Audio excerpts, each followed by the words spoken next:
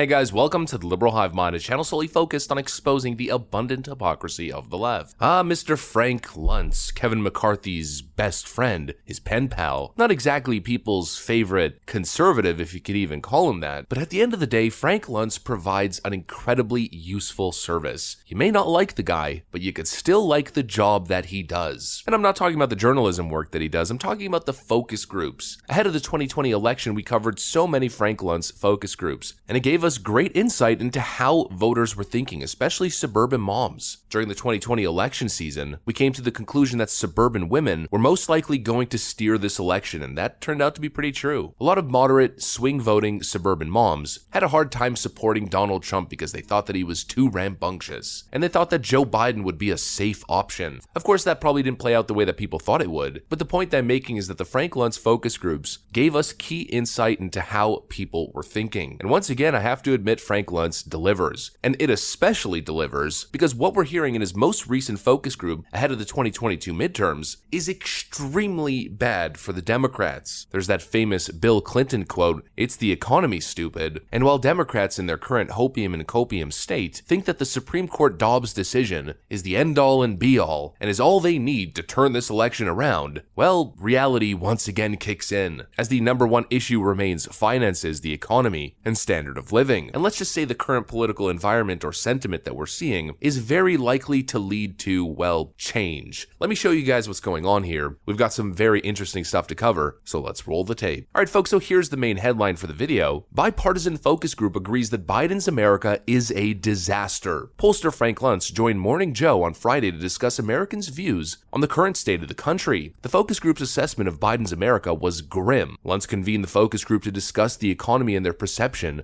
of where America stands today. Luntz shared, "Last night I did go on the queue and spent an hour interviewing people and I've been very depressed. And I know people will laugh at that, but if you listen to what I listen to, hear what I hear from the American people, it's very upsetting. The level of division, the level of anger and frustration, having a country continue to go higher to a point you never thought it could reach." The focus group included a nationwide sample of voters, half of whom voted for President Trump, half for Biden. They were asked if they think that Washington understands the economic situation. The responses were a brutal assessment of the Biden administration. Just take a look at this. What does Washington not understand about you economically that you wish to tell them?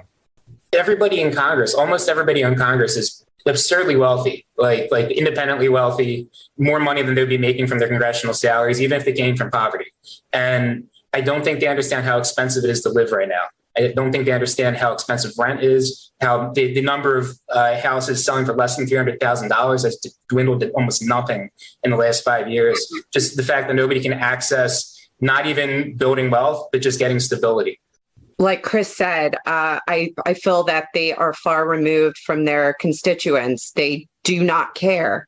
And if they really looked at what was going on with homelessness, with affordable housing, with all of that, there would be more done, and then money would be redirected and spending would be a lot smarter.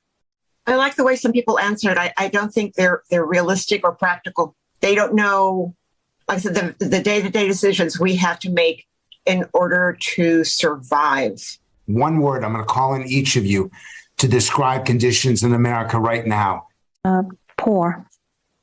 Disparity. Struggling. Would say confusing. Uncertain. Depressing. Miserable. Divided. Shaky. Unstable. Polarized. Dire. Dismal.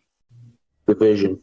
And so clearly the word grim applies. Please explain to me, hopium copium Democrats, during a midterm election in a failed president's first term, with the economic outlook the way that it is and voter sentiment the way that it is, how is it again that Democrats are going to score a landslide victory? It's the economy, stupid. People are barely keeping afloat, and it's across the middle class. And you mean to tell me, just baseline analysis here, that all of these regular middle class American voters are going to look at their ballots and think to themselves, well, you know what I need? You know what America needs? You know what I should vote for? The same thing that's currently going on. No, and this is what I mean by this kind of environment leads to one specific sentiment, and that sentiment is change. After 8 years of George Bush and the endless wars that begun, all of the scandal and then leading to a recession, it was pretty much a no-brainer that Democrats were going to take over. Then after 8 years of Obama's stagnant economy, once again all the failed promises, the failure to deliver real tangible results to the middle class, Donald Trump was elected. And now we essentially have a continuation, or honestly, a mirroring of the Jimmy Carter era, and it's not going to lead to a Democrat resurgence. Clearly, it's going to lead to the exact opposite. The shift is rightward, regardless of what all of these phony polls are telling you. I mean, for instance, how many stories like this have we covered? 2 lifelong Democratic judges switch parties, running for re-election as Republicans. Democrat Latina leader goes off on smug liberals and cheers on DeSantis. We have seen so many Democrats over the last 2 years either publicly criticize the Democrat Party, cheer on Republicans, or the strongest stance that we've seen, denouncing the Democrats entirely, leaving the party and joining the Republican Party. Name a single event where it's happened in the opposite direction. Republicans leaving the party and turning into Democrats. Liz Cheney's probably the best example you could think of, but even then, she may not be a Republican, but she's certainly not a Democrat either. Democrats and of course Joe Biden have seen a little bit of a resurgence in the polling data, but as expected, it's extremely short-lived. Biden's job approval is now tanking, again just weeks ahead of the midterms. The most recent Ipsos poll shows that Biden's approval rating among independents hits its lowest level with 25%.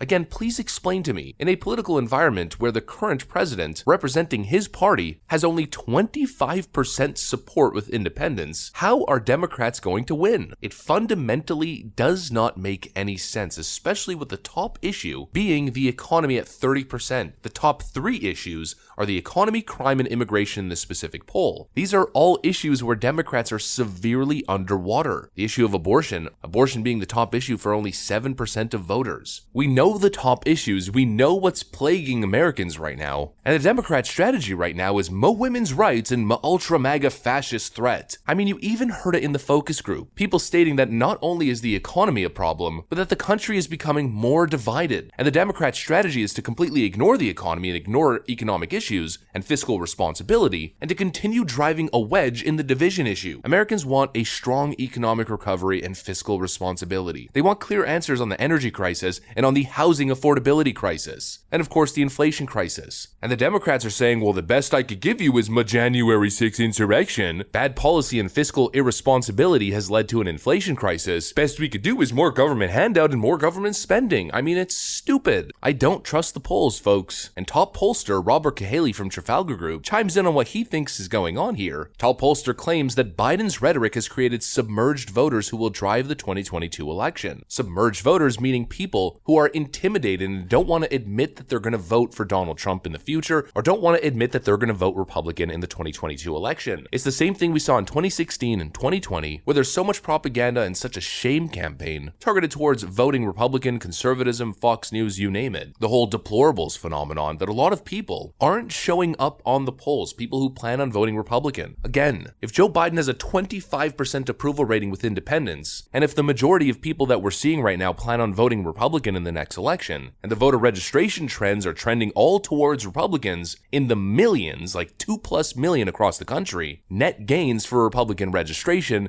and Democrats are losing voters, how does it make any sense that Democrats are going to overperform, and that this time's different and Republicans aren't going to overperform the polling data? Give me a break. It's the economy, stupid. It's the driving issue, and all of these Democrat distractions might give them some gains, but I don't think it's going to be significant enough to change history. With a weak president like this in his first term, the first off-season midterm election is going to be a referendum on his leadership, and that is clearly still signaling a massive red tsunami. The voter sentiment is clear, whether Democrats want to accept it or not. That's what I got for you guys though. Hopefully you enjoyed it. If you did, make sure to leave a like and possibly subscribe to the channel. I'm going to get back to work. Thanks for watching, friends, and I will see you on the next one.